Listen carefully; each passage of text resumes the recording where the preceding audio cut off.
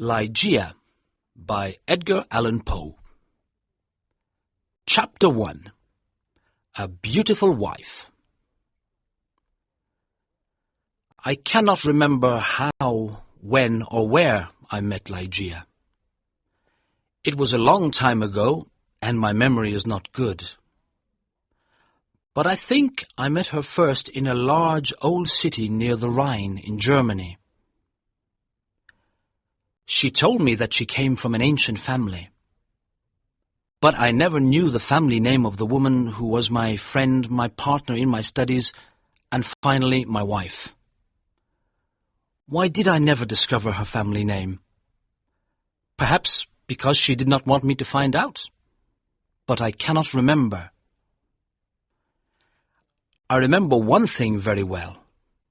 Ligeia was tall and slim. Later, at the end, she became very thin.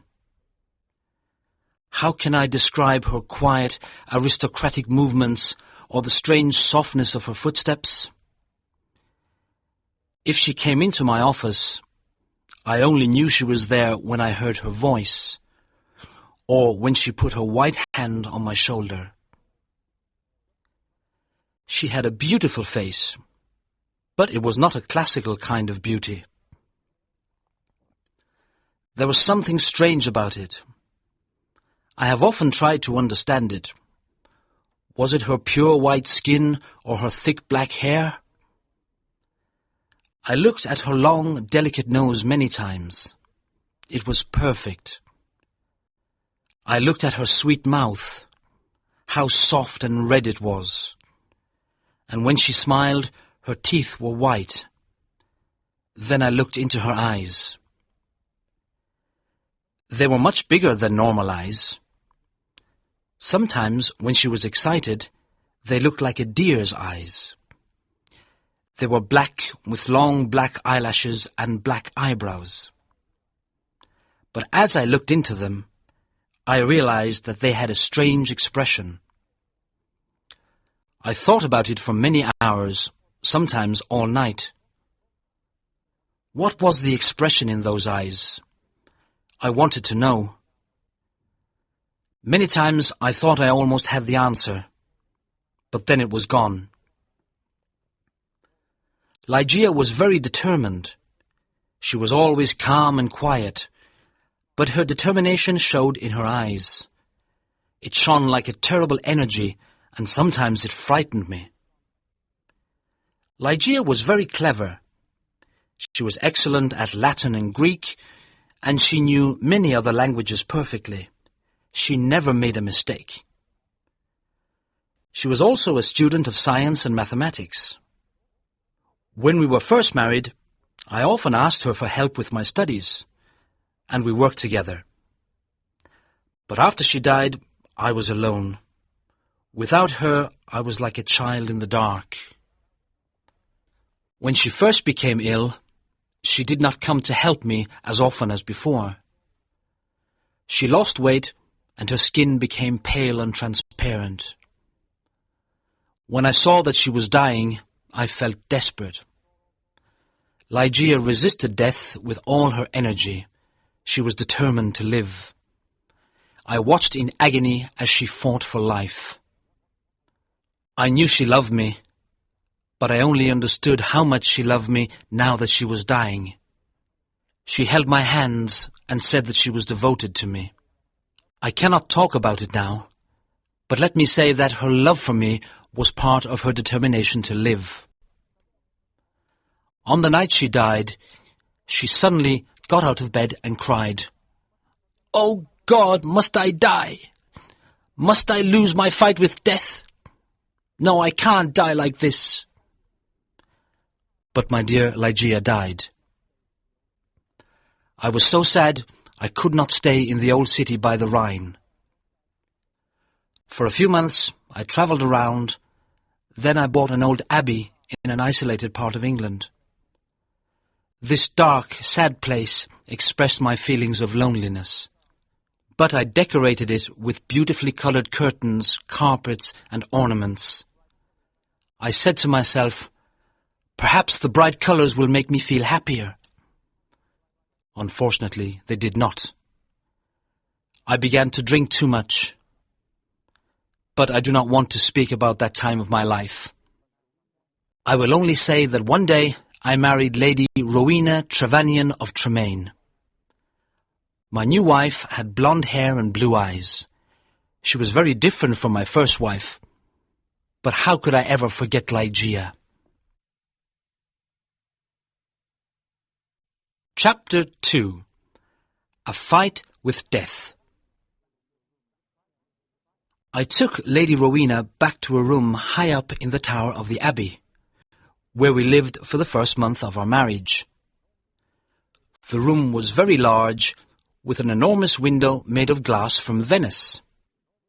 The ceiling was high, like a church, and in the centre there was a big gold chandelier. There were sofas from the east and an Indian bed. On the walls were long tapestries, like carpets, with designs made of gold. The tapestries moved every time the wind blew. My wife was afraid of me because I was often sad and depressed. She did not love me much and stayed away from me, but I preferred this. I always thought about Ligeia, my beautiful Ligeia, dead in the tomb. Sometimes in my dreams I called to her in the night. I imagined that perhaps my love for her could bring her back to me. At the beginning of the second month, Lady Rowena became ill. She did not sleep very well, and told me she could hear sounds and movements in the tower. "You have a fever," I said. "You're imagining things." She got better, but then she went back to bed with a second illness, worse than the first. The doctors could not understand it.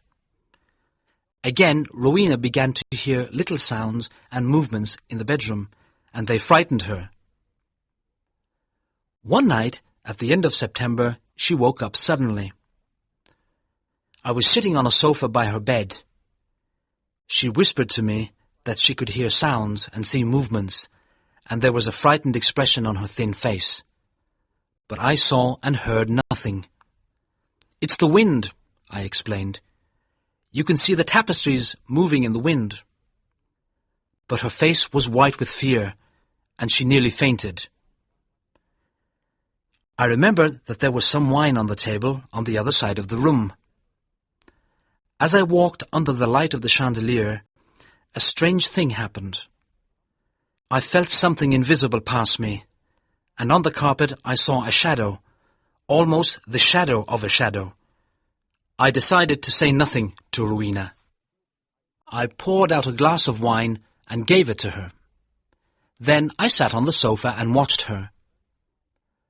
After some moments, I heard very quiet footsteps on the carpet coming towards the bed. A second later, as Rowena was about to drink the wine, I saw, or perhaps I dreamed that I saw, 3 or 4 large drops of a bright red liquid fall into the glass. Rowena did not see it. She drank the wine, and I said nothing because I thought it was only my imagination. After this, Rowena's health got much worse, and on the third night she died. Her servants prepared her for the tomb, then covered her with a sheet. The next night, I sat alone with her body in the bedroom. Strange forms and shadows moved around me.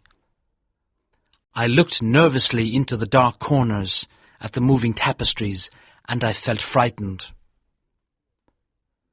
Then I looked at the carpet under the chandelier. There was no shadow there, and I felt better. When I looked at Rowena on the bed, sad memories of Ligeia, the only woman I ever loved, came back to me. It was perhaps around midnight when I heard a sound. It was quiet but clear, and it woke me from my dreams. I thought it came from the bed. I listened in terror, but I did not hear it again. I looked carefully at Rowena for any sign of life. She was not moving, but I continued to look at her. Minutes passed. Then I noticed a little colour in Rowena's face. My heart stopped in horror. I could not move. When I understood that Rowena was not dead, I tried to revive her. But soon the colour disappeared from her cheeks. Her face looked like marble again, and her lips were thin with the horrible expression of death. When her body was cold and rigid, I fell onto the sofa and dreamed about Ligeia. An hour later, I heard the same sound as before. I listened. Yes, there it was again, a sigh from the bed. I ran over and saw clearly that her lips were trembling. Then they opened, showing her bright teeth. I thought I was going mad. There was a pink colour on her cheeks and neck. Her body was getting warm again, and her heart was beating a little. Lady Rowena was alive. I did everything I could to revive her. Then, suddenly, her colour disappeared. Her heart stopped, and her body became cold and rigid. I sat down and began to think about Ligeia again. Then again, for the third time, there was a sound from the bed. But why must I describe the horrors of that night? Again, I tried to revive Rowena, and then a fourth time. Each time, she seemed to fight with an invisible force. And each time, her body changed. I cannot say how, but she looked different. It was nearly dawn when she moved again. I was sitting on the sofa, exhausted, but Rowena's body moved with more energy than before. Her colour returned, signs of life changed her face. Her eyes were closed, but she looked alive. Then she suddenly got out of bed and walked slowly to the centre of the room, like she was walking in her sleep. I did not tremble. I did not move. I was as cold and still as stone, paralysed by what I saw. As I looked at her, my head filled with wild thoughts. Was Rowena really alive? Could I really see her blonde hair and blue eyes? Why wasn't I certain? I could not see her mouth very well, but her cheeks were like pink roses. Weren't they Rowena's cheeks? But wasn't she taller than before? I was filled with a kind of madness. I ran to her, but she moved away. Then I saw her long hair moving in the wind. It was blacker than the black of midnight. And now, slowly, her eyes opened. I shouted like a madman, "These are the black eyes of my lost love, the eyes of Ligeia." Thank you for watching. Please take a moment to hit the like button and subscribe to my channel. Your support really motivates me to keep creating content. I appreciate you all, and I'll see you in the next video.